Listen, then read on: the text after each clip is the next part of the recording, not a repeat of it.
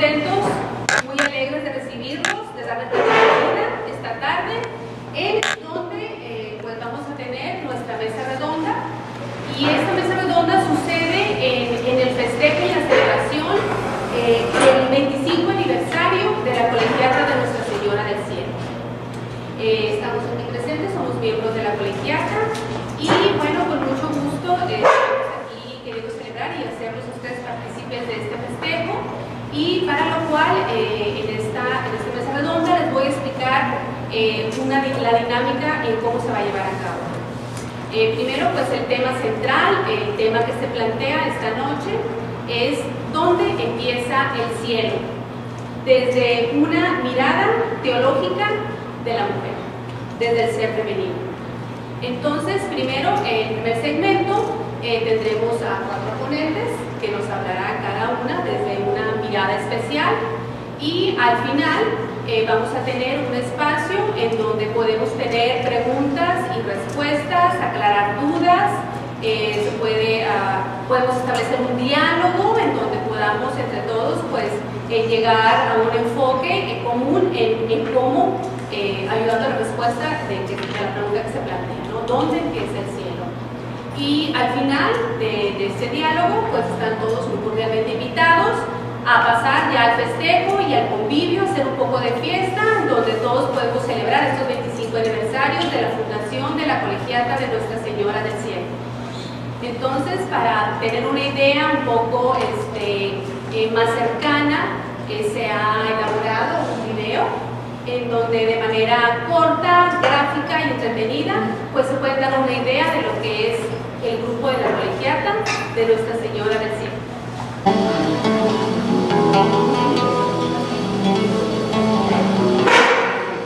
Desde la soledad y el silencio, con sencillez y gratitud, paladeando y aceptando con alegría el milagro de existir. Un grupo de mujeres nos sentimos llamadas a profundizar y compartir nuestra experiencia de amistad con el Dios uno y trino revelado en Cristo. Y desde esa vivencia cotidiana queremos expresar en nuestro modo de vivir y también con el diálogo y la reflexión el deseo de vivir el cielo ya en la tierra. En la ciudad mexicana de Hermosillo, el padre Alfredo Rubio de Castarlenas convocó en 1994 a un grupo de mujeres a conformar una colegiata femenina que emprende la tarea común de elaborar y difundir teología para el siglo XXI, desde la experiencia de contemplación unas horas al día, aportando la luz de su ser femenino, con realismo existencial, viviendo las bienaventuranzas y sin ingenuidades. De manera colegiada emprendemos un camino compartido hacia la santidad y la plenitud. La Colegiata Nuestra Señora del Cielo está erigida en la Arquidiócesis de Hermosillo, México, y tiene su sede en la zona llamada Real de la Lanita. Pero sus miembros están en muchos lugares del mundo y desde allí viven, reflexionan, comparten y publican distintos tipos de expresiones de esa teología vivida. En comunión con la Iglesia y con vocación ecuménica, en un mundo marcado por la cultura digital y la robótica, la tecnología que abre caminos nuevos en la salud y la alimentación, pero también con desigualdades, migraciones, crisis en las familias y las democracias, cambio climático y envejecimiento de la población en muchos países, para que esta sociedad tenga también la luz de una reflexión femenina sobre el amor de Dios entregado en Cristo.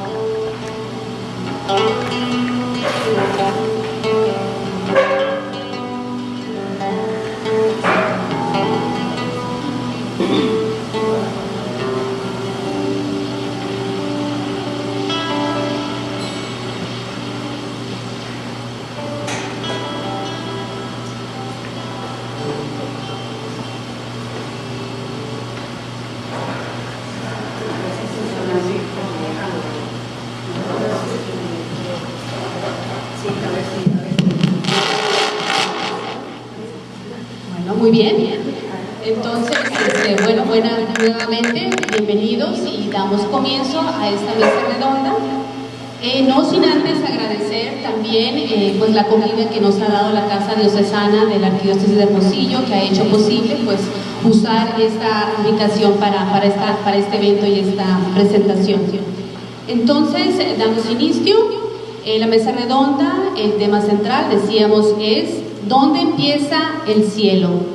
Una mirada teológica desde la mujer. Comenzamos primeramente con Lourdes Flavián. Es antropóloga, con diplomado en teología, originaria de Barcelona. Actualmente ella reside en Chile desde hace 28 años.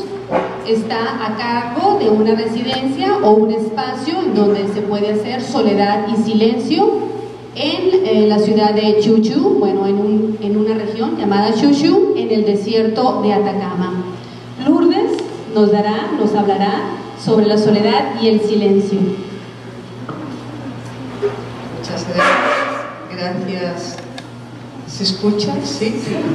Gracias por estar aquí, por poder compartir este rato de reflexión también conjunta, como decía Cami, pues esta colegiata de mujeres que conformamos algunas de nosotras tiene su base también o su fundación fue aquí en la ciudad de Hermosillo. Es una ciudad a la cual yo, a raíz de esto, de ser miembro de esta colegiata, he podido venir varias veces. Hoy lo contaba, ya es la quinta vez que vengo a Hermosillo y tengo que decir que me da mucha alegría. Es una ciudad que quiero, me gusta y que ya se han ido creando vínculos de amistad con personas de acá. Ya me conozco algunas calles, salgo a caminar y no me pierdo, con lo cual ya siento que es también un entorno como más familiar. Como decía Cami ahora en la presentación, estos espacios personales de soledad y silencio son uno de los ejes de esta colegiata de mujeres. Porque pensamos que la reflexión sobre Dios, sobre las cosas de Dios, sobre la vivencia de Dios tiene que nacer de estos momentos, de estar a solas y en silencio. Yo vivo en un pequeño oasis, es realmente un pequeño oasis del desierto de Atacama en el norte de Chile, y ahí en ese desierto pues hay un espacio de retiro para poder encontrar soledad, silencio y que cada persona pueda hacer su proceso.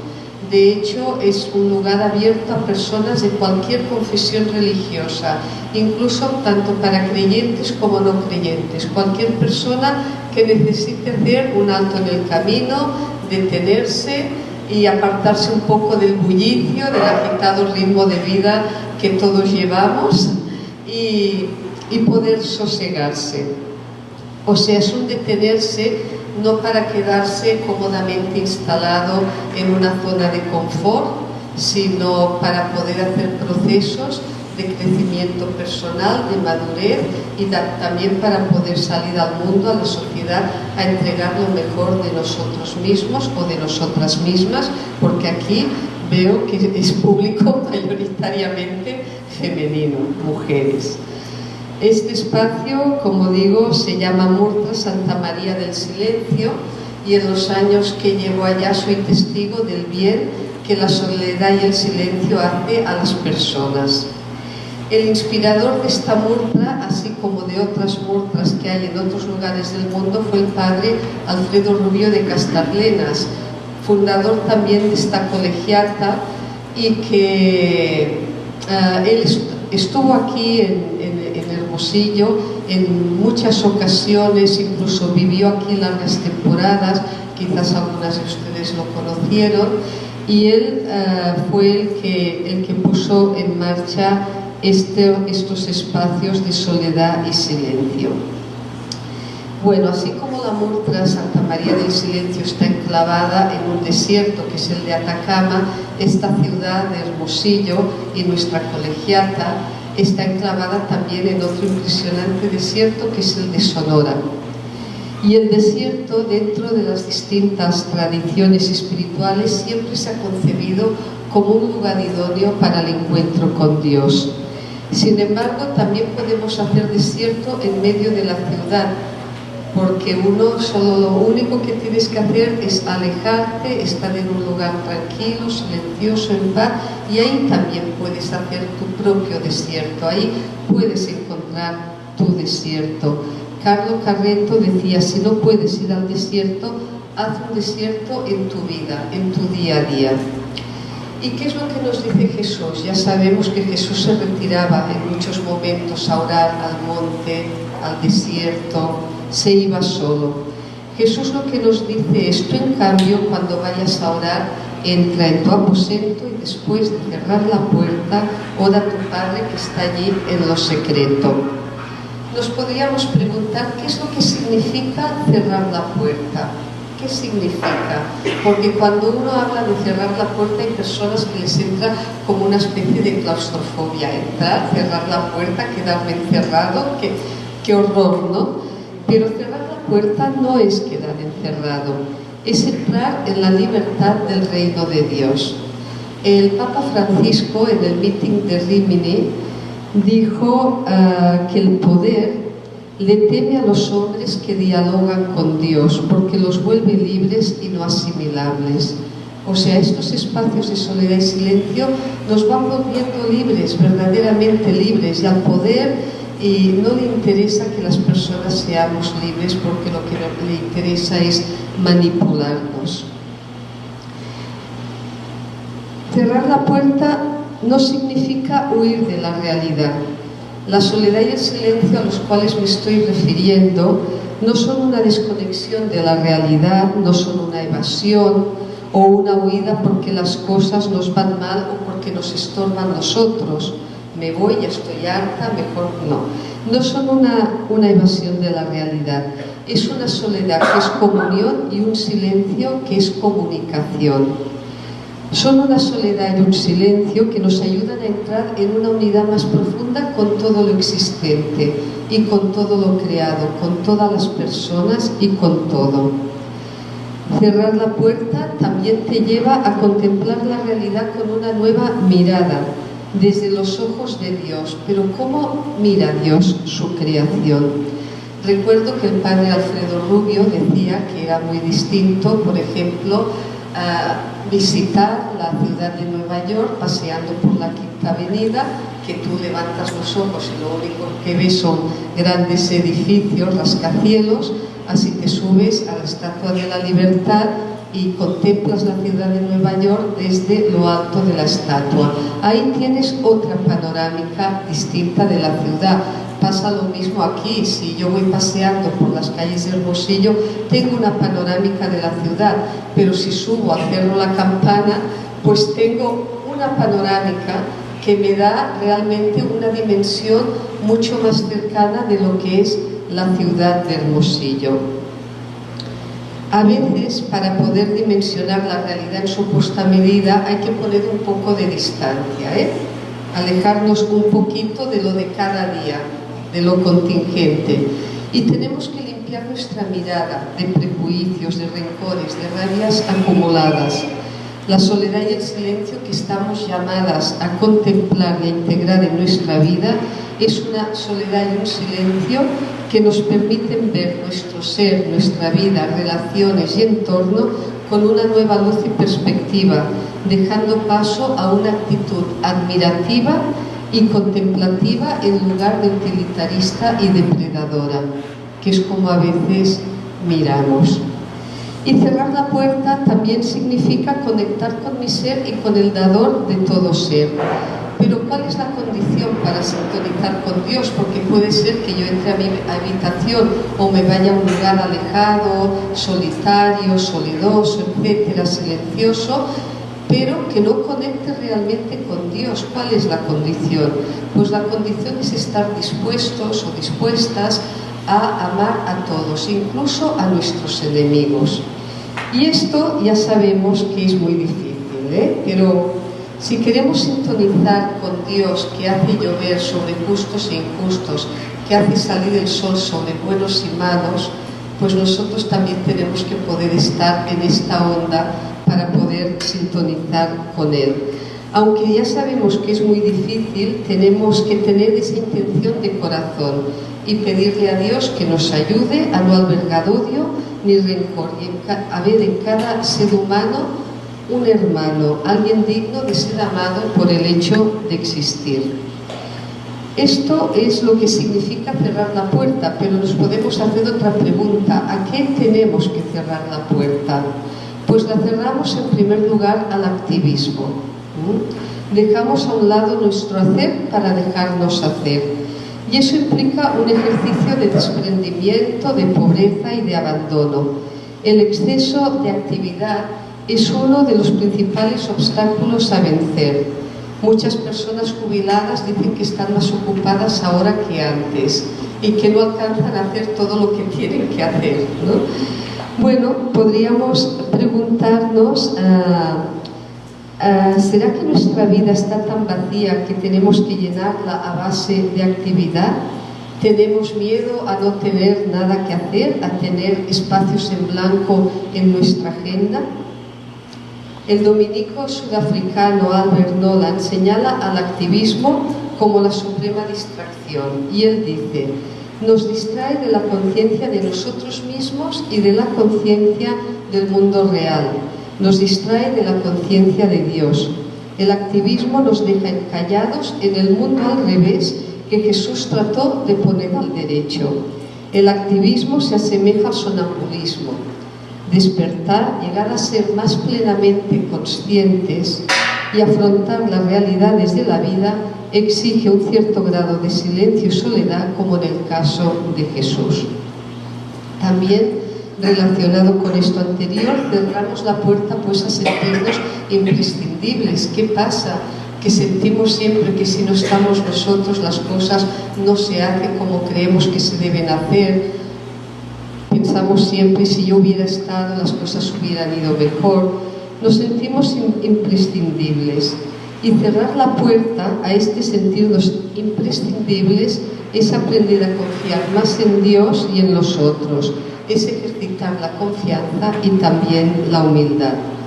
Y también cerramos la puerta a las prisas. Vamos siempre con prisas, vamos siempre corriendo. Nos cuesta detenernos, nos cuesta sosegarnos. Dios no tiene prisa. Milan Kundera, en su libro La lentitud, escribe: cuando las cosas suceden con tal rapidez, nadie puede estar seguro de nada en absoluto, ni siquiera de sí mismo. Y seguidamente señala que el grado de lentitud es directamente proporcional a la intensidad de la memoria, mientras que el grado de velocidad es directamente proporcional al del olvido. Algunos autores, como José Tolentino Mendoza, afirman que la velocidad a la que vivimos nos impide vivir y que una posible alternativa sería rescatar nuestra relación con el tiempo. Cuando decidimos aparcar por un rato, por una hora o varias horas, nuestras actividades y nos adentramos en ese espacio de soledad y silencio personal, es como bajarnos de un tren de alta velocidad para adentrarnos un poquito en la eternidad. Gozamos y gustamos un poquito de eternidad. Relacionado también con este aspecto de la prisa está el saber esperar, el no querer que todo sea ya en el momento, al tiro, como decimos en Chile. Saber esperar el momento propicio, la ocasión oportuna. En el fondo es aprender a vivir el tiempo de otra manera, más reposada, quizás también más libre, menos condicionada por las presiones externas.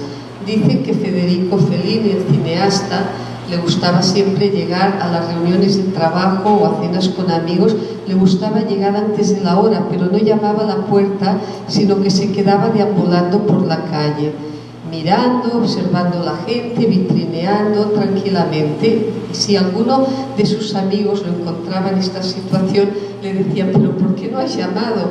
Y él decía siempre: por el placer de esperar.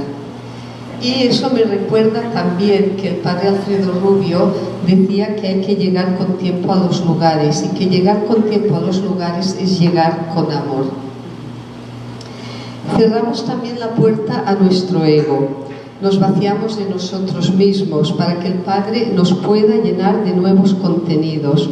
Pablo II, un sacerdote español, afirma que nadie es sacerdote, pero es que además él ha creado algo muy interesante, que son las escuelas o los amigos del desierto, y que hacen práctica de silencio cotidiano. Pues él afirma que nadie que esté lleno o satisfecho de sí podrá recibir al misterio. Antes es preciso un trabajo de desapego o vaciamiento. Y Alfredo Rubio, en un curso que dio sobre el hombre a solas, él lo que decía es: cuando quieran orar, retírense, aíslense, cierren la puerta y quédense a solas y en silencio con Dios Padre. Lo más importante es poner la copa vacía, ser nosotros copas vacías para que Él la llene como quiera y de lo que quiera. Y también cerramos la puerta a ir con las cosas decididas. Si entramos a ese espacio de soledad y silencio con las cosas decididas, no le estamos dejando a Dios ser Dios.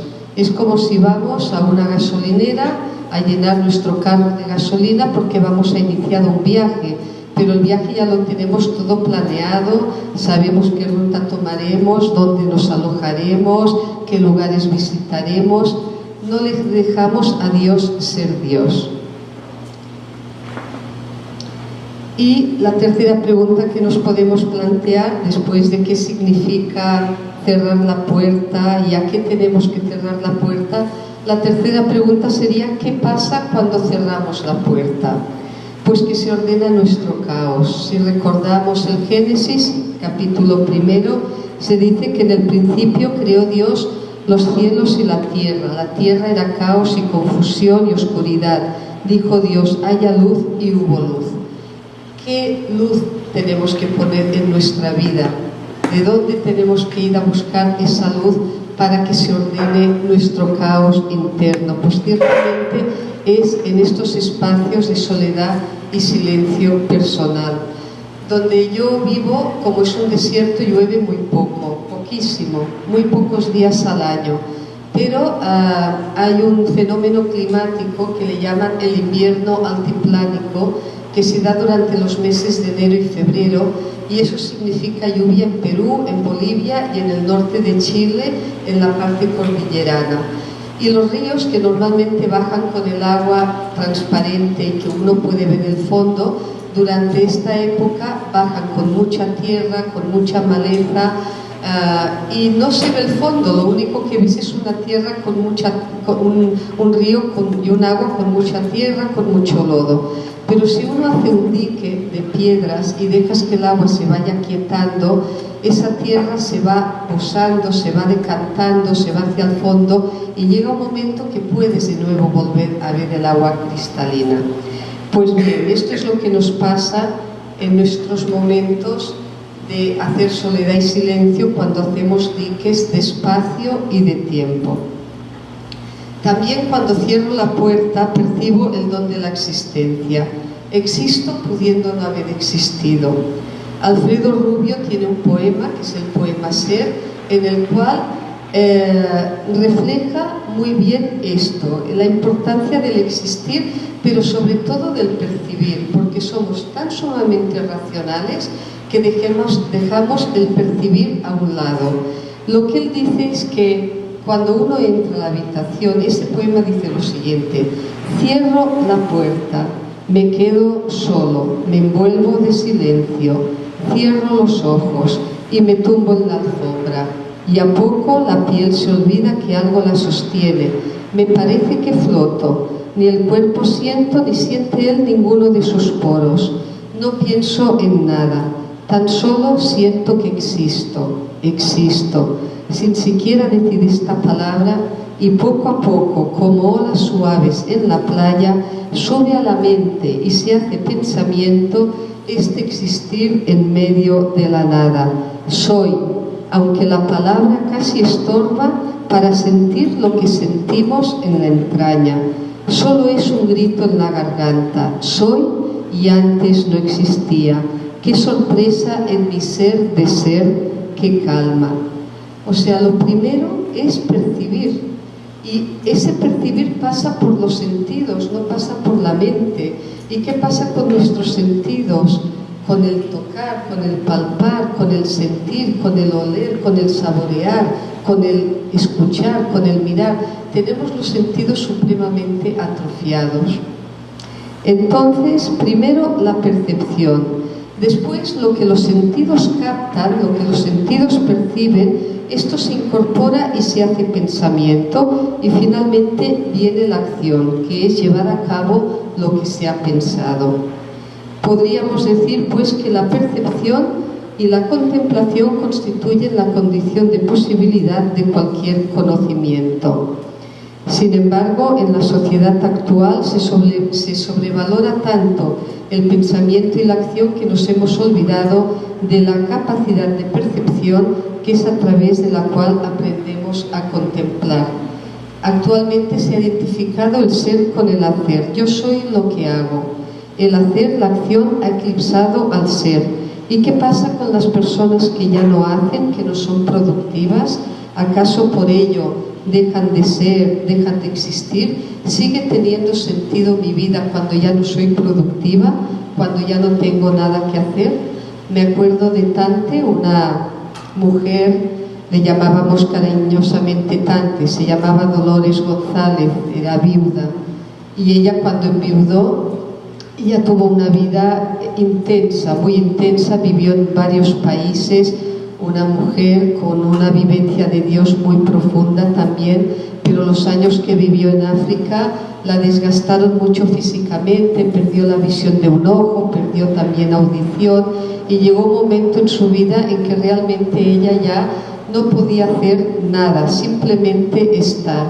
Y los que vivíamos con ella decíamos que Tante era como el semáforo que posibilitaba una buena circulación en la convivencia. O sea, ella no hacía nada, estaba, pero ese estar posibilitaba que la convivencia fuera armónica y fuera fluida. También cuando cerramos la puerta, además de percibir el don de la existencia, veo que existo siendo quien soy. Y entonces hay un proceso de aceptación de nuestro ser. Pablo Dors dice: no nos gustamos y pasamos la vida escapándonos de nuestra realidad. Somos auténticos maestros de la fuga. Quedarnos solos y en silencio nos acerca a lo más íntimo de nuestro ser. Nos gustaría ser de otro modo, haber nacido en un entorno diferente, tener determinadas cualidades. La resistencia que ponemos a estar solos y en silencio es el miedo de vernos tal como somos y descubrir que somos seres limitados. Es el miedo al diálogo con la vulnerabilidad. Y el propio ego es el gran enemigo del silencio, ya que entrar en su recinto es estar dispuestos a sacarnos las armaduras que cubren y esconden la realidad de lo que somos. Alfredo Rubio decía: ser lo que soy no cuesta esfuerzo. Lo que cuesta es querer ser otra cosa, más o menos. Soy un ser contingente, humano. Qué felicidad ser lo que se es. Es la verdad, la humildad, lo auténtico. Y al cerrar la puerta descubrimos también que nuestro cimiento es Dios. San Agustín lo expresa así: porque tú estabas dentro de mí, más interior que lo más íntimo mío y más elevado que lo más sumo mío. Pero además vamos descubriendo, o sea, se va purificando la imagen que tenemos de Dios, y eso es lo que hizo Jesús. Fue mostrando a sus contemporáneos una imagen de Dios que se alejaba de la imagen de un Dios vengativo, justiciero y lejano, que era lo que había en ese tiempo. Y actualmente se está hablando de la emergencia de un nuevo paradigma en que Dios ya no está concebido como un ser supremo y ajeno, sino que se concibe como la profundidad y consistencia última de todas las cosas. Acoger a Dios en nuestro interior significa aprender a escucharlo en el silencio del corazón y bajar a Dios de la cabeza a lo profundo de nuestro ser. Y ya para terminar nos podríamos preguntar cómo podemos discernir la validez y autenticidad de esos espacios de soledad y silencio. porque actualmente abundan las espiritualidades baratas, de todo tipo, de todo color, que solo buscan lograr un estado de paz, de tranquilidad, de bienestar. Yo estoy bien, lo demás, lo que pase afuera, lo que les pase a los demás no es mi asunto. Ese tipo de espiritualidades no fomentan ningún tipo de compromiso social. Más bien son espiritualidades que fomentan el autocentramiento en una búsqueda desaforada por el estar bien con uno mismo. Entonces nos podríamos preguntar, lo que estoy viviendo, lo que me está pasando, esta experiencia de soledad y silencio, ¿me está llevando a un proceso transformador de autodonación? ¿Me lleva a vivir la vida como un don que alcanza su plenitud cuando se entrega, cuando se dona, cuando se transforma en semillas de amor? El obispo Casaldáliga decía: al final del camino me preguntarán, ¿has vivido? ¿Has amado? Y yo, sin decir nada, abriré mi corazón lleno de nombres. La autodonación es uno de los criterios para saber si esos espacios de soledad y silencio son búsqueda individualista, narcisista y egocéntrica, o si son verdaderos procesos de camino hacia la unidad con Dios y con los demás. Y Javier Meloni lo señala así. Javier Meloni es un sacerdote jesuita. Si la plenitud espiritual que se busca no descentra y abre a los demás, no hace más que fomentar lo más oscuro que tenemos, que es la voluntad de poder. Si Dios es la plenitud del ser que nos da su sed en plenitud, el acercamiento a Dios debe transformarse necesariamente en donación y no en ensimismamiento, en entrega de uno mismo y no en voluntad de poder. Cuanto más bello o sublime es aquello a lo que aspiramos, más atentos debemos estar a si llegamos como apropiadores o despojados, como conquistadores o como conquistados, y si llegamos solos o hermanados. En el desierto de Atacama, en ciertos años, se da el fenómeno del desierto florido. A lo mejor llueve un poquito y esa primavera sabemos que semillas que están enterradas en la tierra y que hace a lo mejor 7 años que no florecen, pues ese año van a florecer, y el desierto se llena de un espectáculo multicolor, de una variedad tremenda de flores preciosas. Es un espectáculo de belleza, un regalo para los sentidos. Nosotros podríamos preguntarnos también para quién florecemos nosotros, nosotras, cada una de nosotras en el desierto del mundo. Muchas gracias.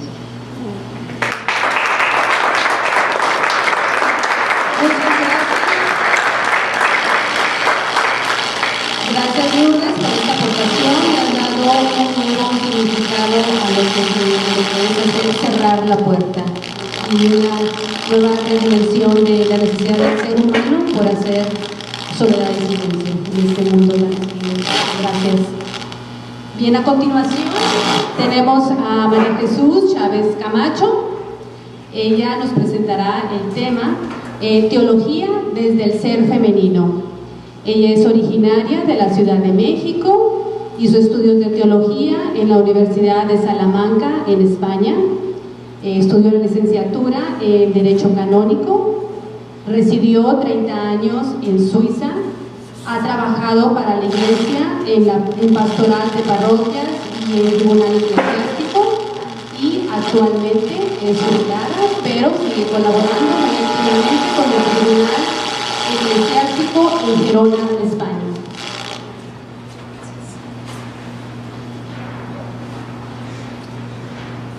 Pues buenas tardes. Estoy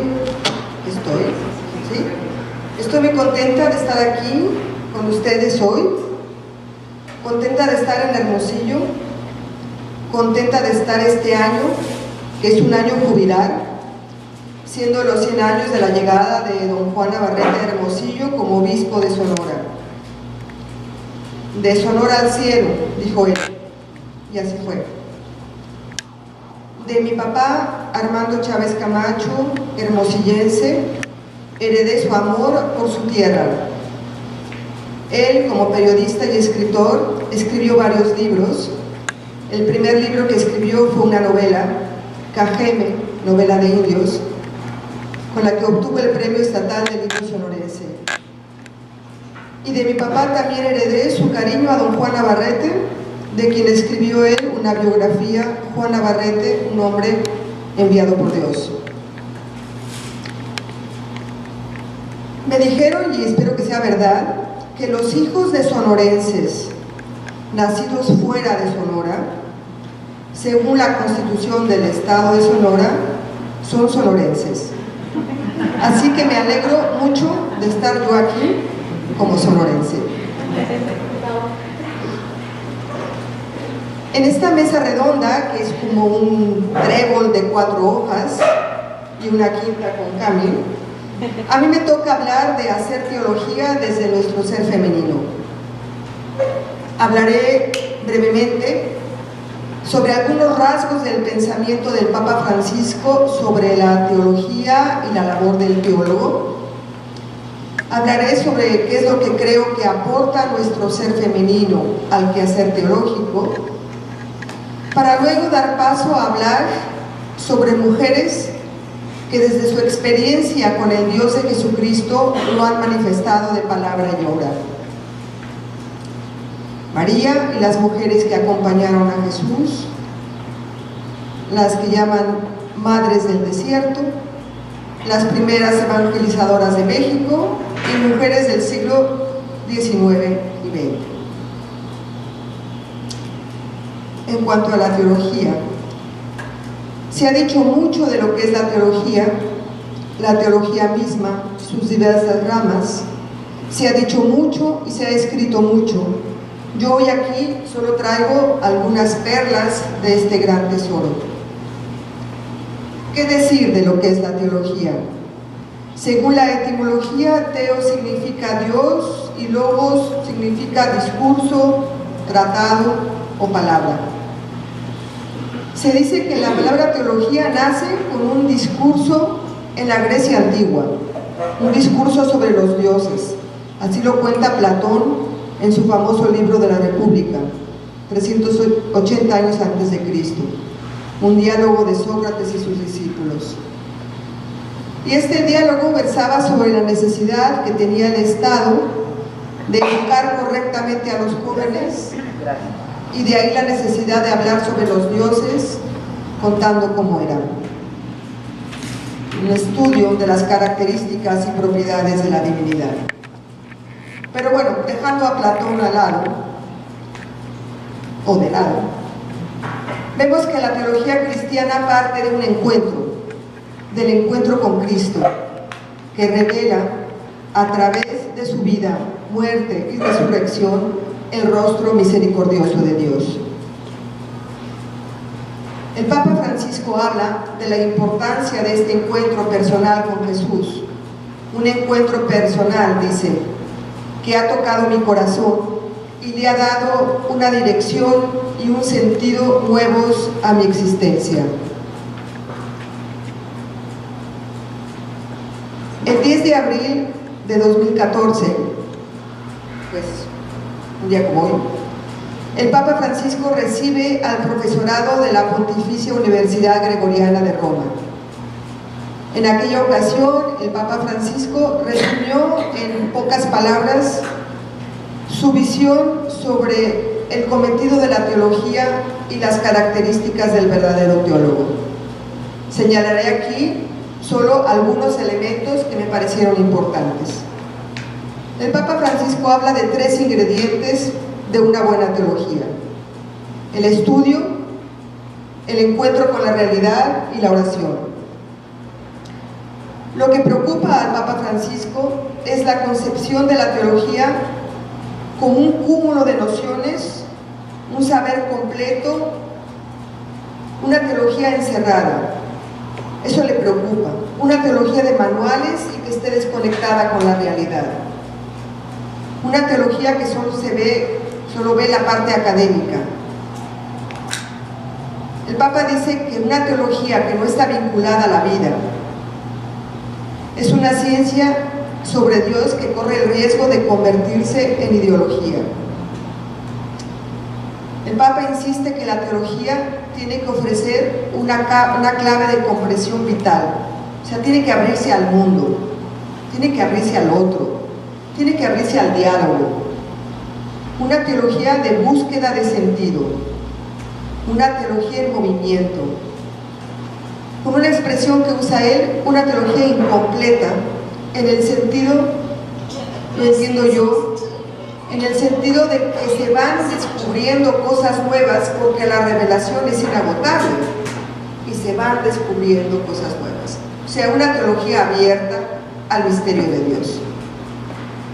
Dice el Papa Francisco que un teólogo será tanto más fecundo y eficaz cuanto más animado esté por el amor a Cristo y la Iglesia, cuanto más sólida y armoniosa sea la relación entre estudio y oración, porque él dice que no se puede reflexionar sobre Dios con un corazón duro.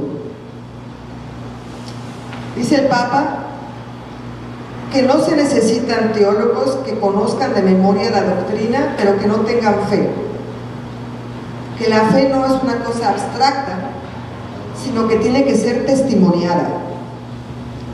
Y dice también que los teólogos han de ser pioneros, pioneros del diálogo con las culturas. Y como dice él tantas veces, que hay que ir a la frontera. El Papa dice también que la Iglesia necesita una teología que se integra en el empeño misionero, la caridad fraterna y el compartir con los pobres, con el cuidado de la vida interior en la relación con el Señor. La Iglesia tiene necesidad de una atmósfera espiritual de búsqueda, de apertura. Así pues, podríamos decir que la labor del teólogo y de la teóloga es 3 ingredientes importantes: el estudio, el encuentro con la realidad y la oración. Una teología vinculada a la vida. El Papa Francisco, en su exhortación apostólica de Evangelii Gaudium, dice que reconoce con gusto cómo las mujeres brindan nuevos aportes a la reflexión teológica. Nosotras, la colegiata, deseamos hacer esta teología desde nuestro ser femenino. Esto sin que se trate de hacer una competencia con los varones, sino en la complementariedad que a todos nos enriquece. Creo que estos nuevos aportes de la reflexión teológica desde nuestro ser femenino están anclados en 2 realidades. La primera sería que somos casa. Las mujeres somos casa. La mujer, por fisiología, somos casa. El vientre materno es nuestra primera casa. Y las mujeres, independientemente de que hayamos sido madres o no, tenemos el cuerpo preparado para hacerlo. Y hay un segundo punto, que sería propio de la mujer, el cuidado y la acogida. Hay algo en la mujer que se desprende de este ser casa, que es el cuidado de las personas, el cuidado de la creación, cuidado que hombres y mujeres juntos estamos llamados a ejercer. Como dice el Papa Francisco en su encíclica Laudate Si, dice él: vivir la vocación de ser protectores de la obra de Dios es parte esencial de una existencia virtuosa. No consiste en algo opcional, ni en un aspecto secundario de la experiencia cristiana. Cuido que nos toca a todos ejercer y que a nosotras nos toca ejercer desde nuestro ser femenino.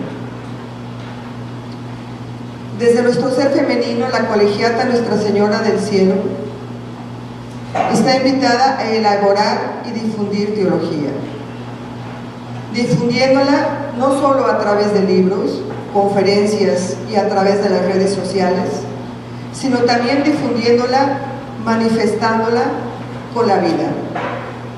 Teología hecha vida, teología encarnada, con una fe testimoniada, como dice el Papa Francisco, manifestando de palabra y de obra nuestra vivencia de Dios encarnado en Jesús.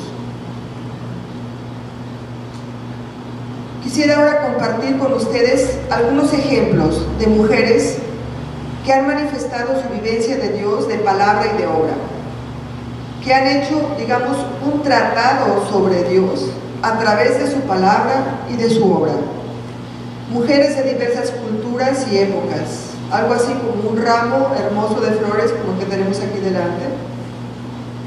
Un ramo pero de diversos colores, texturas y aromas. María y las mujeres que acompañaron a Jesús. ¿Cómo no comenzar mencionando a la mujer nazarena que fue cuna, casa y que le proporcionó cuidado a Jesús? María. Entre las muchas imágenes que me gustan en la que está representada María, hay una que me gusta muy especialmente, que vemos a María leyendo las Escrituras. Está sentada leyendo las Escrituras cuando recibe la llegada del ángel. Meditando María la palabra de Dios. Ella que conservaba cuidadosamente todas las cosas en su corazón, como dice el Evangelio, teniendo además María una presencia activa en medio de los apóstoles después de Pentecostés en la naciente iglesia. Había muchas mujeres que acompañaban a Jesús en su vida pública. Algunas son mencionadas por sus nombres. Le acompañan hasta el final. Incluso van luego a la tumba porque querían ungir el cuerpo de Jesús. Ay, cuánto sabían ellas del cuidado. Y María Magdalena será enviada por el mismo Jesús para ser apóstola de los apóstoles. Hablaré ahora de otras mujeres, quizás no muy conocidas, que manifestaron su experiencia de Dios, de palabra y de obra. Se les conoce como las madres del desierto, así como se habla de los padres del desierto, pues se habla también de las madres del desierto. Mary Forman, una benedictina, escribió un libro hermoso que se titula Orar por las madres del desierto. Mujeres con una gran sabiduría de vida de los siglos IV y V y que fueron fundadoras de algunas de las primeras comunidades de mujeres. Vivían como ermitas o vivían también en vida comunitaria en los desiertos de Siria y de Egipto. Se les conoce como amas, término que se utiliza para designar una madre espiritual, una acompañante espiritual, una guía espiritual, equivalente al del Abba, que era el padre espiritual. Mujeres como Melania, Teodora, Sinclética y otras muchas, que daban consejos llenos de sabiduría para la vida espiritual. Se podría decir que eran como parteras de la vida espiritual, en el sentido de mujeres capaces de escuchar los corazones de quienes las rodeaban, de modo que el Espíritu daba luz a Cristo en el corazón y en la vida de estas personas. Había también, por ejemplo, Ama María,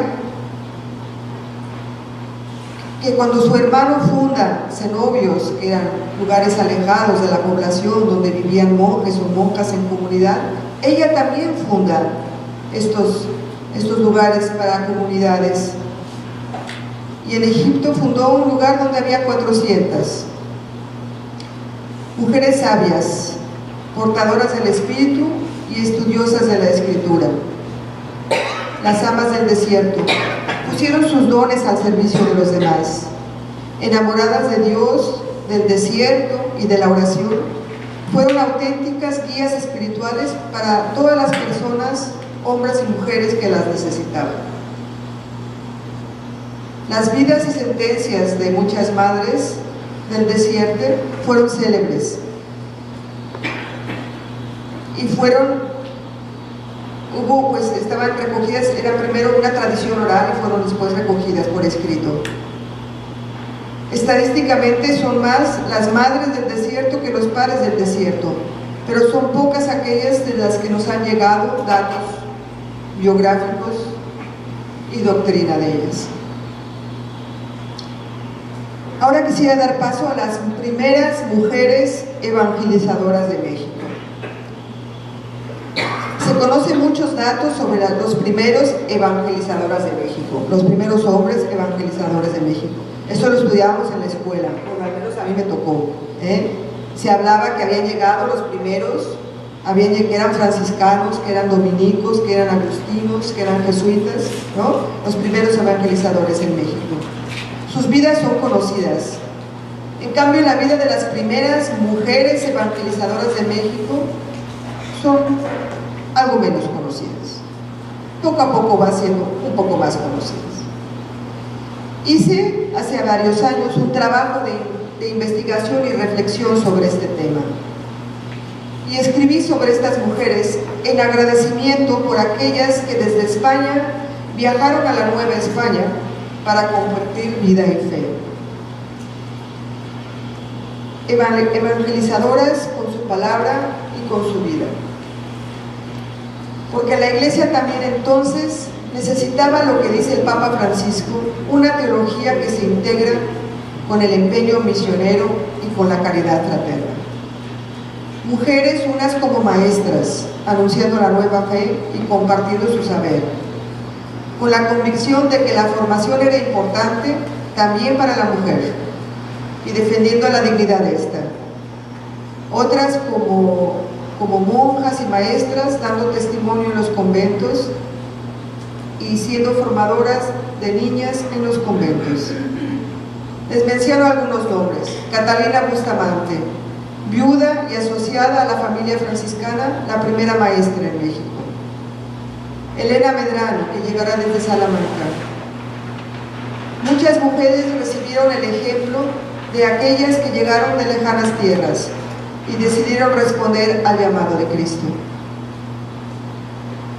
Y después, frutos de esta evangelización, les doy solo un nombre: María Magdalena de Lorrabaquio, Jerónima, nacida en México en 1570.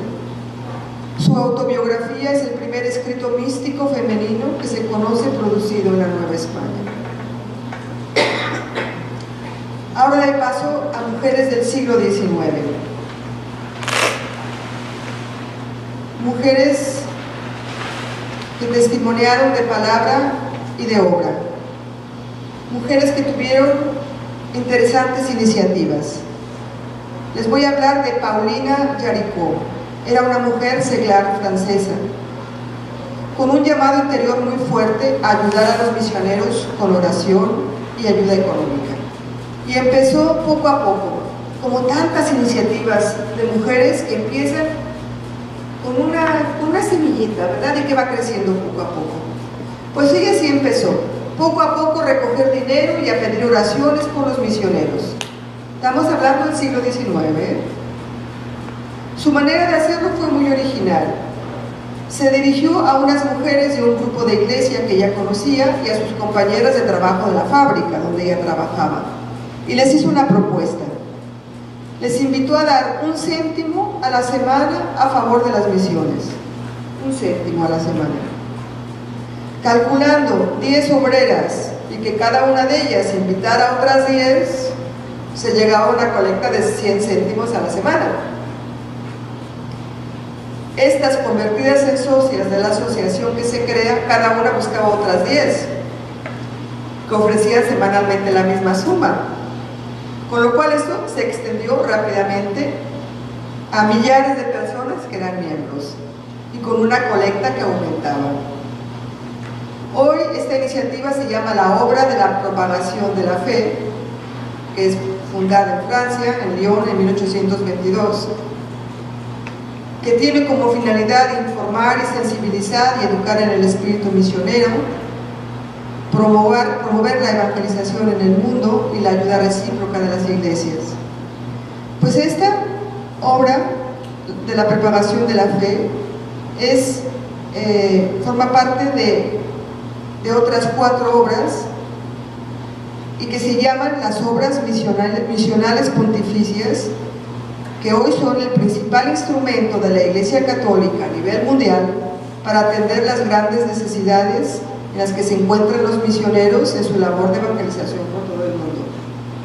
Esto nació de Paulina Yaricó con 10 obreras, 10 céntimos.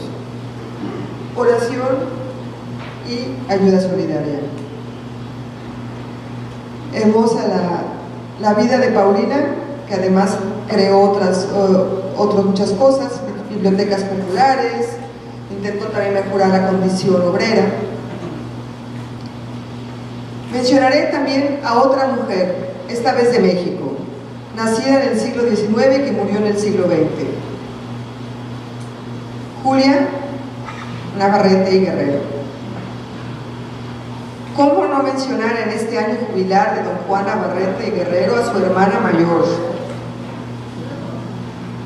Madre Julia, cuya causa de beatificación está también iniciada? Fundadora con la inspiración e impulso del jesuita Alberto Cusco Mir de la Congregación de Misioneras Hijas de la Purísima Virgen María. Conocen ustedes bien sus escuelas. Su autobiografía, titulada Mi Camino, manifiesta la hondura de su vivencia e intimidad con Dios. Al leerla descubrimos a una gran mística mexicana del siglo XX. A Madre Julia le pasa como a grandes santos. Oyó a un sacerdote de mucha fama que la vida mística solo la comunicaba Dios a los grandes santos y en muy raros casos. Entonces, cuando ella reflexiona sobre lo que ella vive, dice, pues, a mí, yo o estoy muy mal, o estoy enferma, o no sé qué me pasa. Porque si solamente le pasa a los grandes santos, me pasa a mí. Y se le levantó una borrasca pensando entonces que su vida de unión con Dios era falsa e ilusoria. Y cuando ella le habla a Jesús, Jesús la tranquiliza y le dice, tu vida es fe, Julia, cree en mi amor, cree en mi llamamiento a una vida de unión. Después de que Jesús le hablaba hacia ella, Julia decía, me siento penetrada de su presencia, como si mi alma fuera un sagrario en donde realmente está Jesús. Su libro, Camino, es impresionante, así como sus cartas.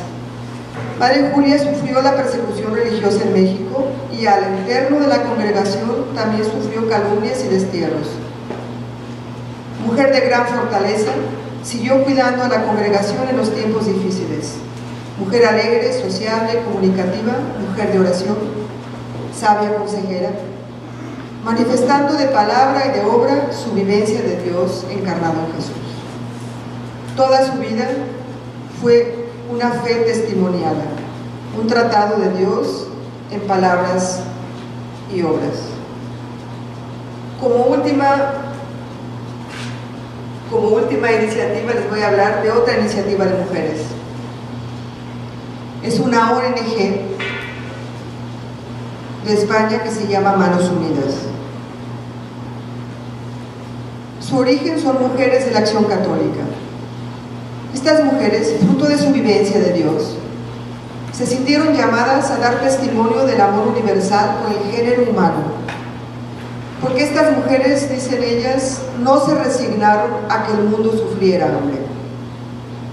Y hace 60 años lanzaron la primera campaña contra el hambre, a partir del cual se configuró lo que hoy se conoce como Manos Unidas, la ONG de la Iglesia Católica en España, para apoyar diversas necesidades en los países emergentes. Trabajan en muchos países a favor de la mujer y en muchas otras áreas. Por ejemplo, en El Salvador trabajan enormemente. En El Salvador dicen ellas que el mayor índice de feminicidios de América Latina es El Salvador. Promueve asociaciones que brindan ayuda a mujeres que desconocen sus derechos y que sufren violencia y abusos. Apoyan iniciativas de trabajo y apoyan a jóvenes para prevención, trabajando por un futuro sin violencia, que es tan importante. Ya no me alargo más. Hay, por supuesto, teólogas y biblistas actuales, gente muy interesante. Quisiera terminar con una frase de una compañera nuestra de la colegiata, Natalia Pla, miembro de la colegiata, que hizo una ponencia en un convento de dominicos en Salamanca, España. Aunque su ponencia no es específicamente sobre teología, creo que puede aportar una luz a toda esta reflexión. Natalia señala que nada se nos da si no es encarnado.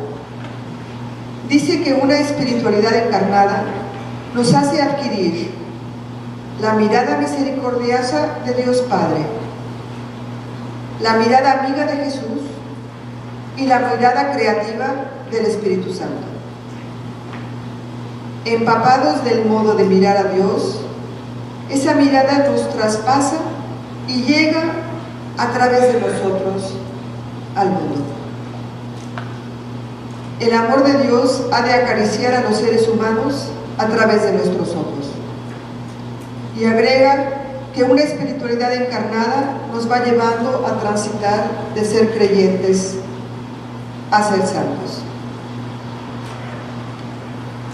Creo que estas frases manifiestan lo que puede unirnos hombres y mujeres: hacer teología, difundir teología desde la fe testimoniada, desde el estudio, desde el encuentro con la realidad y la oración que menciona el Papa Francisco, desde el encuentro con el Dios de Jesús, manifestándolo en palabra y obra. El Padre Alfredo Rubio decía: antes hacía cosas con amor, ahora veo que se trata de ser amor que hace cosas, amor y solo amor. Creo que este es el llamado común, hacer que nuestro ser se convierta en pura caridad. Gracias.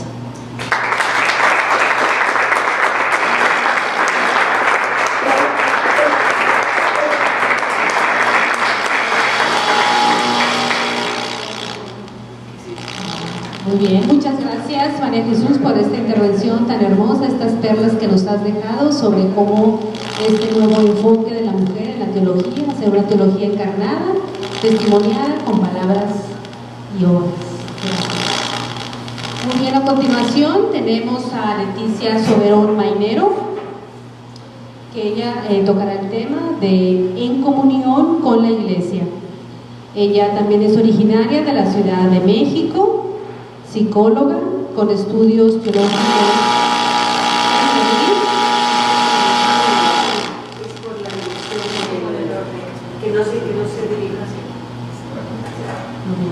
Doctorado en comunicación, 16 años de trabajo en temas de comunicación en el Vaticano, actualmente miembro del Dicasterio para la Comunicación del Vaticano. Leticia Soberón. Gracias. Bueno, yo les agradezco su paciencia porque me imagino que es ir hilando. Queremos hacer un camino con ustedes. ¿Todavía se animan a seguir?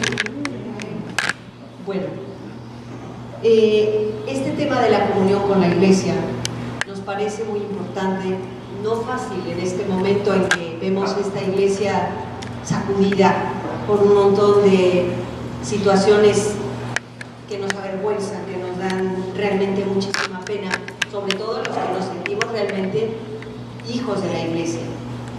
Pero momento más importante aún para afrontar la realidad de lo que somos y para renovar nuestro cariño a la Iglesia. Entonces nosotros como grupo colegiata nos preguntamos ¿por qué nosotras afirmamos la importancia de estar en comunión con la Iglesia y por qué queremos hacer teología en comunión con la Iglesia? Pues el Padre Alfredo, que es la referencia que tenemos básica para nuestra tarea, nos impulsó específicamente, nos dijo, hay que hacer teología desde el punto de vista femenino, desde la soledad y el silencio, en comunión con la Iglesia. Entonces vamos a ver qué es lo que quiere decir esto de la teología encarnada, vivida desde la propia existencia, desde la humildad de la verdad y atenta a lo que está pasando, al momento histórico. Es que esto no se puede hacer en solitario, no podemos hacerlo solas, cada una individual, porque es un camino complejo, es un camino que tiene también sus riesgos. Uno, si se queda solo, aun creyendo o incluso deseando, incluso que fuera con Dios, puede perderse. Puede perderse en la autorreferencialidad, volcarse en uno mismo, en sus propias ideas y estarse proclamando uno mismo. O puede perderse en los vericuetos de las modas ideológicas del momento. Entonces, por eso necesitamos que hacerlo en comunión con la iglesia y en grupo. Necesitamos una comunidad que también nos ayude a temperar nuestros propios excesos.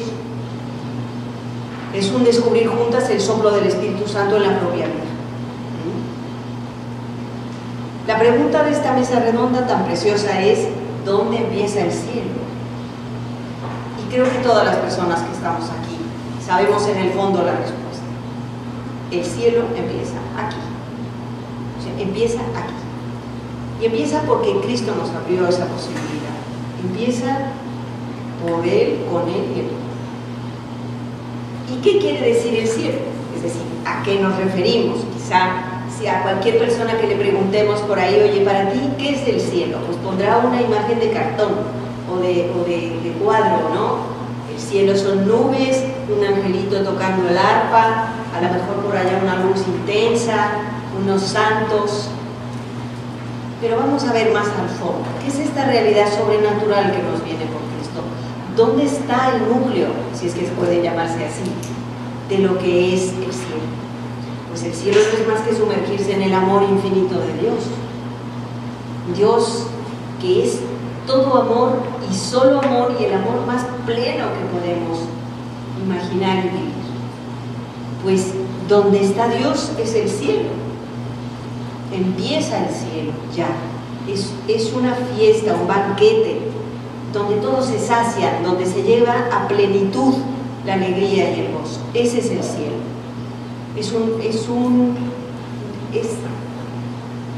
Es la comunión, la unidad de las personas que participan de ese amor de Dios, porque recordemos que Dios no es un ser solitario, Dios es comunidad. Entonces ese Dios que es todo amor nos invita a participar de esa vivencia de su propio ser. Eso es lo que Cristo hizo posible en la historia. Jesús inaugura, claro, viene del Antiguo Testamento, que ya tenía una vivencia de Dios intensa, o sea, era una preparación y era un cumplimiento ya antes, pero en Jesús hay un salto, y el salto consiste en que el cielo se acerca aquí. Es decir, Jesús dice: Padre, que todo sea uno, y en Él podemos tener un solo corazón, una sola voluntad con Él y entre nosotros. Nuestra colegiata quiere vivir eso, y se lo digo, lo experimentamos. Creo que todos los que tenemos vivencia de comunidad en algún sentido, que sea realmente auténtica, de familia o de comunidad, digamos, de fe, lo hemos vivido. Nos sentimos unidos a personas que sintonizan de fondo con nosotros, que estamos caminando al mismo paso. Bueno, pues nuestra colegiata vive ya y quiere seguir viviendo esta comunión que nos alcanza a nosotros, nos llega por medio de nuestra Madre, la Iglesia. Es un gran misterio, un regalo inmenso en el que participamos de la vivencia del amor de Dios, que es Trinidad. El Papa Juan Pablo II, en su catequesis de los miércoles, decía: las personas se convierten en imagen de Dios no tanto en el momento de su soledad, no cuando está cada uno por su lado, sino cuando están unidos. Entonces somos más imagen de Dios, y él lo refería en ese caso a la pareja humana, cuando el hombre y la mujer están juntos por amor. Pero pasa también cuando somos comunidad con otras personas que nos queremos, que somos realmente amigos, entonces somos imagen de Dios. Entonces este misterio es separadero, este misterio no se racionaliza. Cuando dicen la Santísima Trinidad, ¿qué misterio? Nadie puede explicarlo. Es que no hay que explicarlo, hay que vivirlo, y viviéndolo nos acercamos a Él. No digo que lo entendemos, pero sintonizamos con Él, y en el fondo terminamos viviéndolo, porque los misterios, cuando se contemplan con amor, se participa de ellos y te transforma. Por eso necesitamos hacer contemplación. Contemplar lo bello de Dios nos hace entrar en ese misterio y sintonizar y que nos llene. Entonces, el cielo empieza aquí, decíamos. No sé si se acuerdan del joven rico que ve a Jesús pasar. Es un muchacho que se siente muy contento porque ya vive bien, él quiere ser un cumplidor de la ley. Y va y le dice: maestro, ¿qué tengo que hacer para alcanzar la vida eterna? Y Jesús le contesta, pues como le hubiera contestado a alguien que se sabe el catecismo judío: cumple los mandamientos. Pues ya los cumplo, ¿qué más? Entonces Jesús lo mira con amor, porque ve esa vehemencia. Y dice: oye, si quieres ser perfecto, pues deja todo, vente conmigo. Que es una manera de decirle: no te esperes a que la vida eterna te llegue después de muerto. Vamos a traer la vida eterna aquí. Vente conmigo y hacemos el cielo aquí. Pero es que para poder entrar en ese cielo y traerlo aquí, se necesita dejar atrás un montón de cargamento. Traemos la espalda llena de peso, de paquetes, de cosas que nos hemos cargado porque creemos que son indispensables. Y claro, no se sintió capaz de dejar atrás su vida de comodidades. Yo creo que más adelante se lo repensaría y sería seguramente un discípulo, pero eso no lo sabemos. Sin embargo, todos los bautizados tenemos ya ese regalo. Podemos vivir el cielo, solo hay que aprender a descubrir. Entonces, entremos en esta cuestión de la comunión. ¿Qué quiere decir? ¿De dónde nos une? O sea, la muerte y resurrección de Jesús, que vamos a celebrar la próxima semana, la Semana Santa, es la puerta, la llave por la cual nos viene ese misterio que irrumpe nuestro corazón. Jesús había recibido el Espíritu Santo en el bautismo. Después de su muerte y su resurrección y la ascensión, envía el Espíritu y es la democratización del Espíritu. Todos lo recibimos, lo tenemos dentro, y entonces ese Espíritu que nos habita a cada uno y a cada una nos empuja sintónicamente a todos, nos llena y nos hace uno. Ese misterio de estar unidos en Dios, en Dios muy trino, eso, mi Padre y yo haremos morada en las personas que nos abran la puerta. Eso nos hace uno. Entonces, esa es la unidad más robusta que hay. Los matrimonios que se quieren así, son irrompibles, por eso. Pero los amigos que se quieren así, también son irrompibles. Nos queremos en Cristo, nos une dentro del Espíritu Santo. Ahora, 3 condiciones y con eso termino. Para la comunión de los santos, lo que llamamos la comunión entre nosotros y con los que ya están en el cielo, tiene que ser libre. Tiene que ser libre. ¿Y qué quiere decir esto? Que no puede ser que seamos esclavos de algo, vicios, adherencias, servidumbres, adicciones, relaciones humanas enfermizas que no te puedes salir de ahí. No puedes entonces darte porque eres esclavo. Por eso Jesús primero nos libera. La segunda tiene que ser por amor. No puede ser, digamos, árida, fría. Bueno, sí, soy checo tarjeta. No, yo amo y por eso soy una también. Es una unidad que se basa en la aceptación de cariño del otro como es, como somos, no sobre irrealidades y fantasías. No es Disneylandia, es querer a la gente como es, por amor. Y tercero, tiene que basarse en la ultimidad. ¿Qué quiere decir ultimidad? Es una palabra del Padre Alfredo. Todos servidores los unos de los otros, nadie luchando para ejercer un dominio, para manejar, para manipular, yo te controlo. No, tiene que ser últimos, todos servidores. Los jefes de los pueblos los tiranizan, no sea así entre vosotros. El que quiera ser el primero, que sea el servidor de todos. Pues porque el Hijo del Hombre no vino a ser servido, sino a servir y a dar su vida en rescate por muchos. Igual nosotros, en cualquier circunstancia, con cualquier carisma en la iglesia, con cualquier carisma en el mundo, tenemos que ser servidores libres y amorosos para poder ser. Entonces, nosotros como colegiata, termino, queremos hacer lo que dice un documento de la Congregación para la Doctrina de la Fe, dice: la búsqueda creyente de la comprensión de la fe. Búsqueda creyente de la comprensión de la fe, es decir, la teología, es una exigencia a la cual la Iglesia no puede renunciar. El teóloga tiene la función especial de lograr, en comunión con el magisterio, una comprensión cada vez más profunda de la palabra de Dios. En este sentido es la comunión. Nosotros caminamos con la Iglesia, sentimos con la Iglesia. La Iglesia es nuestra madre y en este momento está llagada y apedreada y doliente. Pues nosotros aquí y ahora y después, con el favor de Dios y ayuda de Dios, queremos amarla siempre y estar en comunión con la Iglesia siempre y darle hijos a la Iglesia, ojalá, que solo los hijos los hace Dios, pero nosotros le prestamos nuestras manos y nuestro cariño para que siga viendo hijos de la Iglesia.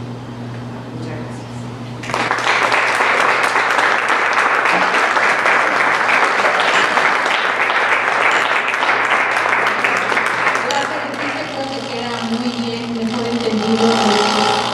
Ser comunidad y estar en comunidad con la Iglesia.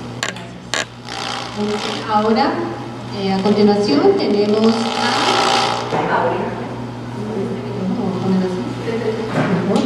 a Pauline Loder. Ella tocará el tema de vivir el cielo aquí y ahora. Pauline es holandesa con estudios de teología en Cataluña. Ha vivido en Suiza por 30 años, estando encargada de la pastoral de formación de adultos, responsable de un centro ecuménico de catequesis y reside actualmente en Cataluña y es animadora y formadora de talleres y retiros.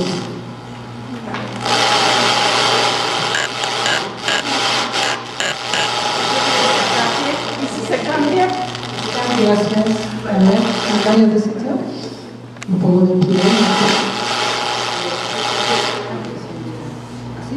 ¿Así? ¿Así va bien? Sí. ¿Sí?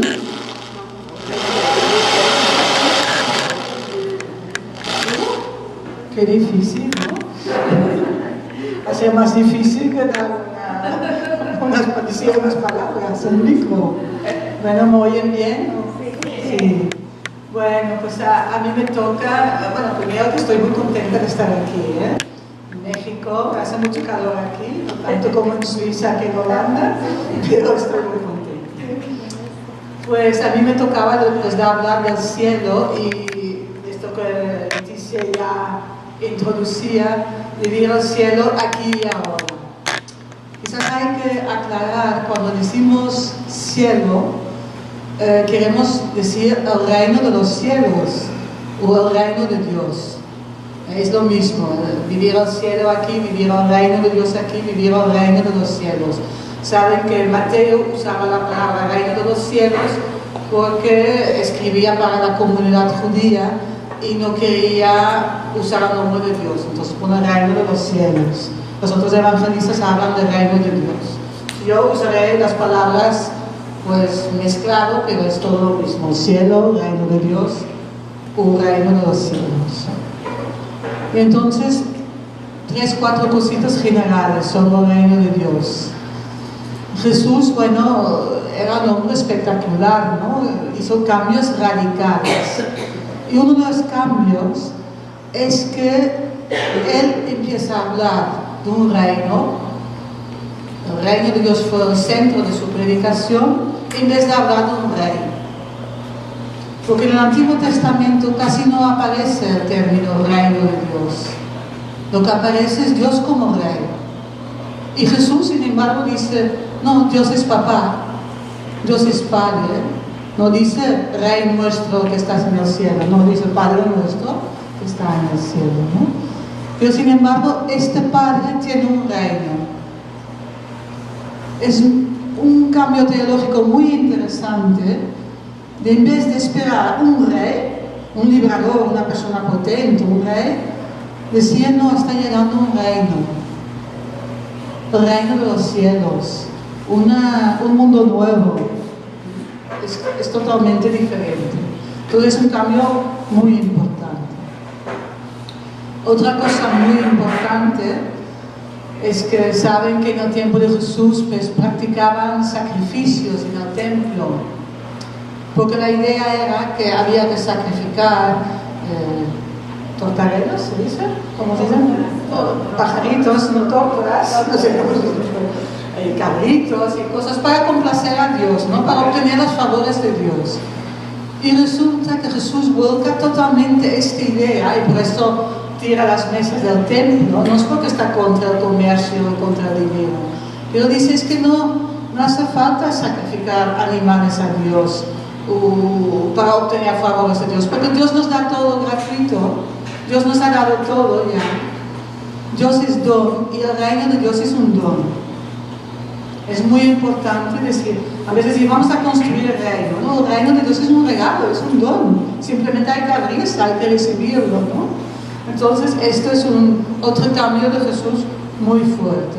Y además es un don, él dice, en los evangelios, en Lucas, dice, el reino de Dios no viene de forma espectacular, ni se puede decir, miradlo aquí o allí. Sin embargo, el reino de Dios ya está entre vosotros. ¿Qué quiere decir esto? Que quizás el reino de Dios no es una intervención puntual, ahora aquí está el reino, sino se trata de una acción continuada en cada instante, un regalo que Dios nos hace en cada segundo, en cada minuto, ¿no? Es un don. Entonces, otra cosa que podríamos decir del reino es que cuando tú recibes un regalo, pues bueno, gracias, pero hay que abrirlo, ¿no? Porque si no se abre, si lo pongo en una estantería no sirve de nada. Recibimos el reino de Dios, pero bueno, si lo dejo en una estantería, no lo abro, no hago nada, pues no se pasará nada, ¿no? Entonces, en el Padre Nuestro se dice, venga a nosotros tu reino, háganse tu voluntad aquí en la tierra como en el cielo. Hay gente que piensa como es un deseo, petición, pero yo lo veo más bien como una atracción, ¿no? Como María que diga, cuando viene el ángel, que se haga según tu palabra, que me suceda según tú dices. O Jesús en Getsemaní, cuando está postrada en la tierra con una tristeza de muerte, reza y dice, Padre, si es posible que se separe de mí esta copa. Y después dice, no, pero que no se haga mi voluntad, sino la tuya. Que no sea como yo quiero, sino como tú quieres, ¿no? Es este sí al proyecto de Dios, es este sí a la voluntad de Dios, es esta comunión de que hablaba Leticia, una sola voluntad con Dios. O sea, el reino de Dios no necesita que hacemos mucha cosa, pero sí que necesitamos que abrimos el regalo, que digamos sí a Dios. ¿Cómo? Ah, pensaba que nos oía. Y entonces la última cosa, quizás como una característica específica, es un poco más complicado. Cuando se usa el reino de los cielos, a veces pensamos que el cielo queda lejos, ¿no? Que es esta cosa lejana, con angelitos, con santitos, ahí arriba. Pero claro, y que nosotros estamos en la tierra y bueno, a ver cuando subimos al cielo, ¿no? Pero hay cada vez más teólogos, y yo voy a citar un jesuita belga, que dicen que no, que como Jesús, el reino de los cielos está cerca, está llegando en cada instante, ¿no? Entonces este teólogo, Roger Renard, dice que escribe un libro sobre la fe y dice, el mundo de arriba se acabó. Ella defiende que no hay dos mundos, uno de arriba y otro de abajo, que solo hay un solo mundo, que Dios no está en el cielo, sino que está en la profundidad de lo real, en la profundidad de la realidad. Y por eso es tan importante lo que has dicho, Lourdes, esta contemplación de la realidad, porque Dios está ahí, en lo profundo de lo real. No está en un cielo lejano, imaginario.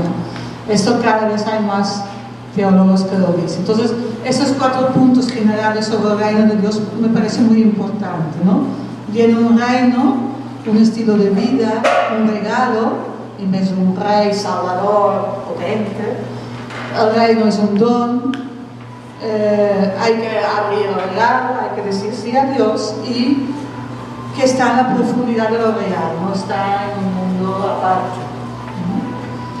Entonces, bueno, me gustaría decir alguna cosa que Jesús dijo sobre el reino, porque Jesús todo lo que hacía y todo lo que decía era sobre el reino de Dios. Todos sus actos también reflejan un reino, porque claro, este nuevo estilo de vida del reino de Dios, pues no solo son palabras, también son actos, ¿no? Y las palabras y los actos tienen que ser coherentes.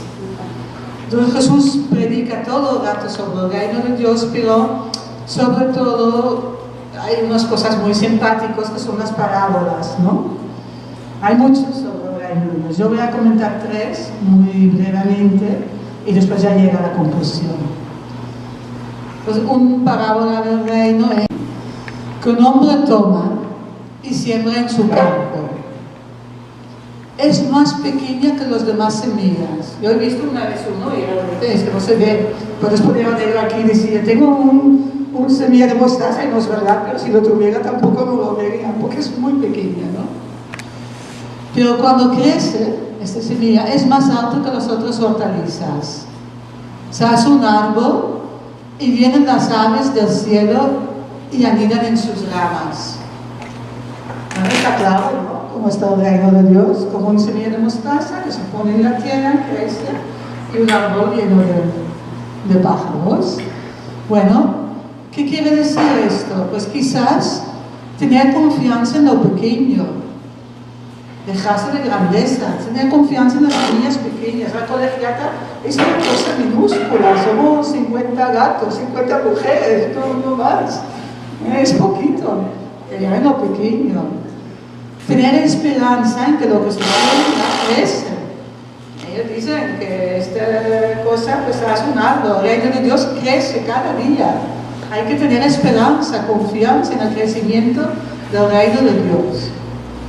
Y hay 2 cosas muy divertidas. Uno es que yo pensaba esta parábola, bueno, sembras una semilla de mostaza, crece, y ¿qué vas a hacer? Cosechar semillas para hacer mostaza, ¿no? Y vendía los productos y tenía mucho dinero, enriquecerme. Mira, reino de Dios, soy una rica productora de mostaza.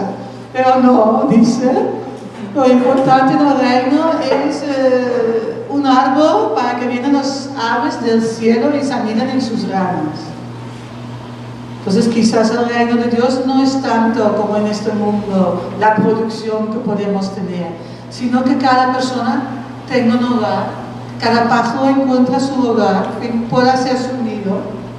Ese es el reino de Dios, que nos ocupamos, que todas las personas pueden tener su hogar, su nido. Y entonces, bueno, las parábolas es un género literario muy específico y nunca tiene una sola interpretación. No es como una analogía que se dice esto es esto, esto es esto. No, puede tener muchas interpretaciones. Y hace poco descubrió uno muy interesante, una persona que contó, que experto en el contexto de vida de Jesús, y dice, pero ¿sabes qué pasa? La planta de mostaza en la época de Jesús no se sembraba. Es que era una mala hierba. Entonces, era una hierba invasora. Claro, ¿esto qué quiere decir? Si esto es así, pues quizás en el reino de Dios nos invita a sembrar lo que nadie sembra. Bueno, unas pequeñas pinceladas sobre el reino de Dios a partir de una parábola de Jesús, ¿no? Vamos a otro, que es más corto. Dice, el reino de los cielos se parece a un comerciante de perlas finas. Al descubrir uno de gran valor, vende todas sus posiciones y la compra. Bueno, qué fuerte, ¿no? ¿Qué significa esto? Pues en el reino de Dios hay que tomar decisiones. Quizás cuando somos indecisos, que no hacemos nada, que no sabemos tomar decisiones, pues quizás no es del reino de Dios. Yo he hablado de esta parábola con unos niños, entonces traía unos objetos, ¿no? Todo lo que tenía el comerciante de peras, tenía su casa, su cama, un bolso lleno de dinero, su mesita de noche, muchas cosas, ¿no? Y entonces iba llevando todo al comerciante de peras, porque él vendió todo. Al final llevo la casa, y la casa no, decían los niños, no, se quedó sin nada, solo con la perla. Bueno, ¿eso qué quiere decir? Pues quizás esta historia de desapropiarse, ¿no? No tenía tanto propiedad. Eso no quiere decir que no tengamos nada, pero desapropiarse también quiere decir que no soy posesiva con las cosas que tengo, que los comparto. Ahora nosotros estamos alojados en una casa de una persona de aquí que está de viaje, nos ha dejado su casa. Genial. Yo mi coche en Barcelona pues lo he dejado a otra persona. O sea, compartir, desapropiarse, es decir, tengo propiedad pero está al servicio de todo. Este es el reino de Dios. No encerrar, no poner vallas para que nadie toque lo que yo tengo, y mi ordenador solo es mío, y mi coche solo es mío, y nadie lo toca. El reino de Dios quizás es esto también, ¿no? Bueno, la tercera parábola, la última, después llega a la conclusión, dices, sucede con el reino de los cielos lo que con la levadura que una mujer toma y meta en 3 medidas de harina hasta que todo fermenta. El reino de Dios es como levadura que se pone en la harina. Bueno, este parábola podría tener muchos significados, porque el pan sin levadura, ayer hablamos de ello en un taller en la parroquia del Carmen, pues es una cosa muy importante en la tradición judía, porque cuando salieron de la esclavitud de Egipto, no oleaban pan para el viaje y no tenía tiempo de levarse, ¿no? Entonces era un pan plano. Pues los judíos cada vez cuando toman un matzah, que es este pan plano, pues se recuerda de la libertad, que Dios les liberó de la esclavitud. Es lo mismo que las formas en la misa, las hostias, pues que se usan, es un pan de libertad, es un pan plano. Pero los judíos, a partir de esto, consideran la levadura como algo podrido. Y por ejemplo, antes de celebrar la Pascua, pues hay que verificar que no hay levadura en la casa. O dicen, me fiaros de la levadura de los fariseos, dice Jesús en un momento, porque la levadura era una cosa mala, podrida, una cosa fermentada, ¿no? Entonces es curioso que Jesús usa esta parábola, porque hablaba a los judíos. Es muy provocador. Con una mujer, habla de una mujer que mezcla levadura con harina, ¿no? Claro, Dios nos ha liberado, Dios nos libera. ¿Pero qué hacemos con nuestra libertad? Quizás la levadura representa esa sustancia que hay que mezclar con nuestra libertad. Es decir, ¿qué voy a hacer con mi libertad? ¿Voy a matar? ¿Voy a conquistar? ¿Voy a acumular riquezas? ¿Qué voy a hacer? ¿Qué sustancia introduzco en mi libertad para que esta libertad se transforme en reino de Dios? ¿No? Podría ser algo así. Es decir, la libertad solo o pan plano solo no sirve. Hay que mezclar algo con nuestra plata, hay que hacer algo con nuestra libertad. Pues el reino de Dios es bien pensar qué vamos a hacer con nuestra libertad. Y bueno, dejamos los parábolas, hay muchos, pero bueno, no me atrevo a hablar más. Pero quería decir una última cosa que para mí es muy importante. Cuando nosotros decimos, mira, queremos vivir aquí el cielo, en la tierra, ya aquí y ahora, parece ser como, bueno, se lo quiero pasar bien, ¿no? Y vamos a vivir el reino de Dios y ahora aquí. Y claro, no es eso.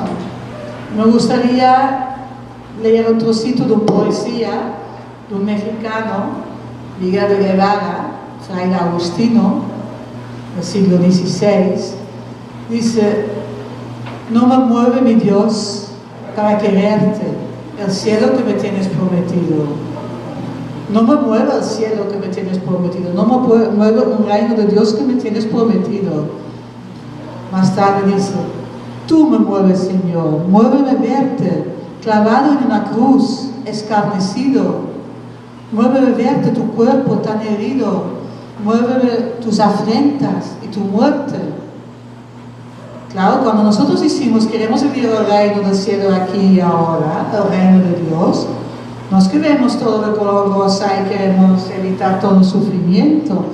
Al contrario, es decir, nos mueve todo el dolor que hay en el mundo, las injusticias, las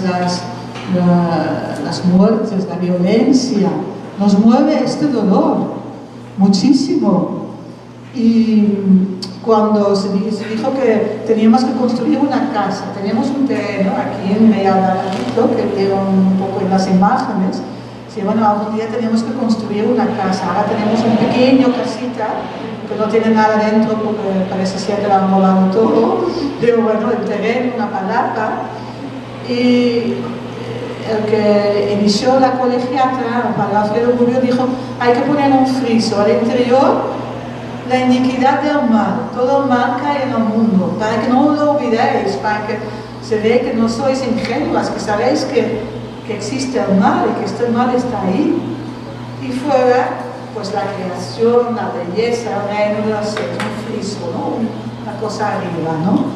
Claro, nosotros estamos muy conscientes de todo el mal que hay en el mundo, pero nuestra convicción es que lo mejor para transformar la realidad es recibir los dones de Dios, es recibir este reino de Dios, este que va a transformar al mundo. Viviendo el reino nosotros podemos transformar al mundo. Se hace como una bolita de nieve, empiezan unas personas y un floquillo de nieve en Suiza, después hace una bola y cada vez se hace más grande, ¿no? No sé si aquí esta imagen se da, porque aquí no debe nevar, ¿no? Pero hay un cosito, se hace una bolita y se hace después un Papá Noel, ¿no? Pues cada vez más grande. Pues creemos, si nos abrimos al reino de Dios, a los dones de Dios, podemos transformar al mundo. Eso es lo que queremos decir con vivir el reino, ¿no? Y por último, cuando digo, bueno, no hay que hacer sacrificios, en el templo se hacen sacrificios para complacer a Dios, y Dios dice, no quiero sacrificios. Incluso le dicen los profetas, el profeta Miqueas dice, no quiero sacrificios, ni cabritos, ni aceites, ni nada, yo quiero que caminéis con Dios, ¿no? Y entonces, es verdad, pero se dice también en teología que el único sacrificio es Cristo. ¿Qué quiere decir esto?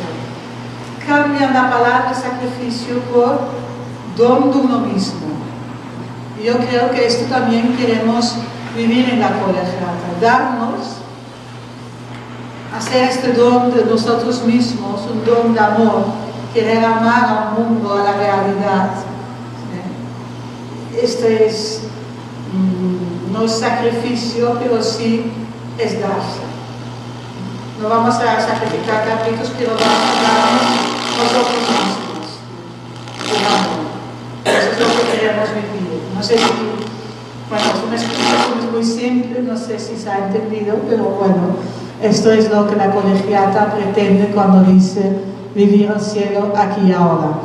Nuestra Señora del cielo, María fue una mujer que supo vivir el cielo en su momento, en el momento que vivía, y en el mundo, en pleno mundo.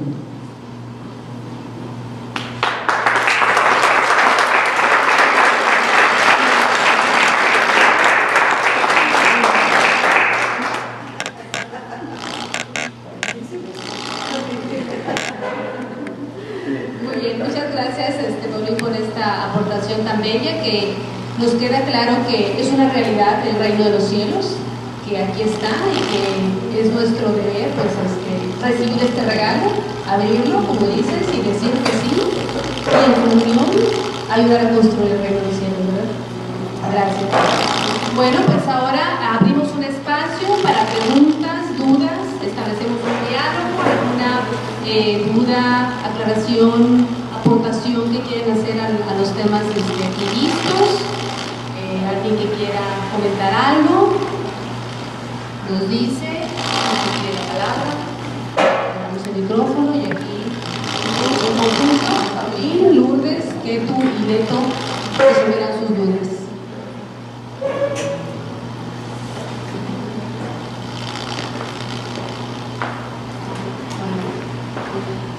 Bueno, entonces No, estoy bien ahí porque tengo voz de micrófono. Yo como hombre, como persona, quiero agradecerles a ustedes, mujeres, que hablan. Es la primera vez que oigo hablar a mujeres de nuestro Padre Dios como es. Yo les quiero agradecer el hecho de hablar así y que su propia vida dé testimonio de eso que traen en su corazón.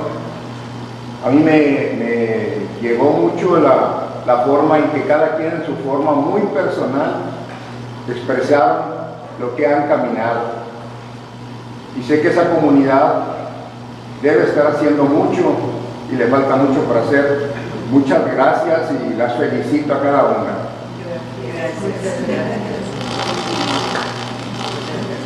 ¿Qué vamos a decir? Muchas gracias. Ya contamos con, queremos, que nuestro ánimo está hermanarnos con las personas, hombres y mujeres que quieran seguir, o sea, que quieran esto mismo, y hay tantas personas, ¿no?, que están trabajando en este reino. Pues nosotros queremos unirnos a esas buenas voluntades de ustedes también, porque creemos mucho, como decía Ketu, en la complementariedad de hombres y mujeres juntos, hermanados, corresponsables en esta tarea. ¿Alguien más? ¿Le pasa un micrófono? No, sin micrófono. Yo nada más quiero agradecerles también que hayan venido de tan lejos, de cualquier punto de la República también. Nos han sembrado muchas inquietudes en lo personal, y yo creo que a todas.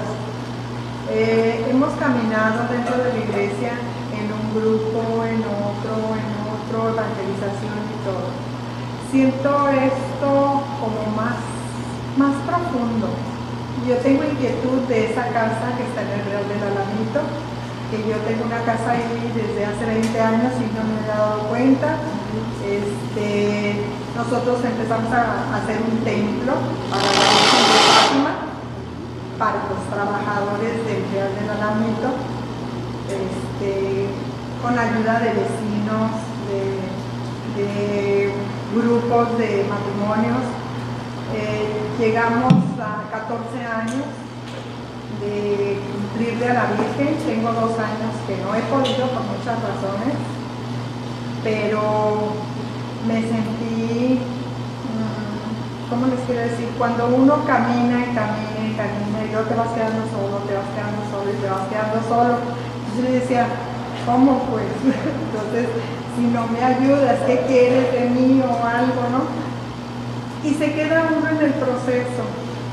Yo quisiera saber quiénes pueden acudir a esta casa, qué necesitamos. Son muchas mis preguntas. Perdón.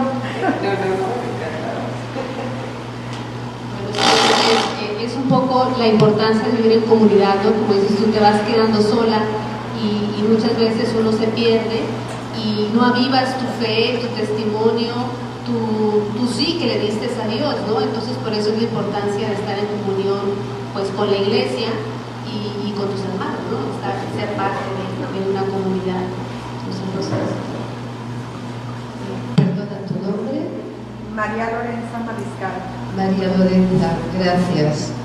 El Real del Alamito es que es genial que coincida eso, que tú también tengas esta presencia allá. Lo que nosotros tenemos y que ha mencionado también Paulín es algo muy pequeño, es un pequeño terreno que nos dieron allá, se lo ofrecieron al padre Alfredo Rubio hace muchos años atrás. Con mucho esfuerzo hicimos una pequeña casita que es como una pequeña semilla de mostaza también, y como un signo de lo que nosotros queremos ir viviendo colegialmente, como grupo, como comunidad. Y es eso, una casita que ahora inauguramos una palapa, que bueno, ya ha sido algo más, ¿no?, dentro de ese terrenito. Nuestra idea de ese lugar es cómo poder ir haciendo presencia allá, pero primero tenemos que ir, no sé, cómo ir habilitando más el espacio y haciendo una presencia tanto de ir nosotras en la medida que vayamos pudiendo, estar allá, tener práctica de soledad y silencio personal y también momentos de compartir grupalmente nuestra vivencia de Dios, nuestra fe. Y bueno, sería genial que pudiéramos estar en contacto para de alguna manera, porque después cada una estamos en nuestros trabajos, en los lugares donde vivimos, unas en Europa, otras en América, estamos en lugares muy distantes, ¿no? Pero acá en Hermosillo hay un grupo más fijo que están acá, entonces también, bueno, que se pueda mantener un contacto contigo. Y bueno, y nos vamos conociendo. Y pongo a su disposición la pequeña capilla. Ajá, muchas gracias. Tenemos bancas, tenemos todo. Teníamos que hacer la vestimenta del sacerdote. Si pudiera ir a la misa, se daba un domingo sí, un domingo no. Empezamos debajo de un árbol. Qué lindo. Y un día de la Santa Cruz.